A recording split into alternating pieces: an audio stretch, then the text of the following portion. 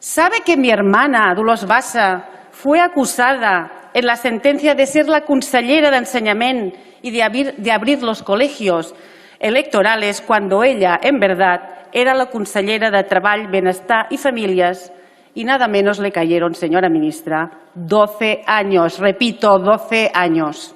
¿Ha visto el documental 20S? ¿Conoce la actuación de Jordi Cuixart y Jordi Sánchez aquel día?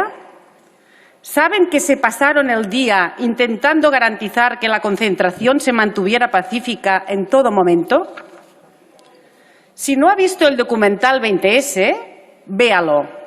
Y luego dígame que, por esos hechos, los Jordis merecen 9 años de cárcel, alejados de la familia y amistades. Y si ha visto el documental, justifíqueme por qué están en la cárcel o honestamente reconozca, como ha hecho Amnistía Internacional, que el encarcelamiento de los Jordis es injusto y deberían ser liberados inmediatamente.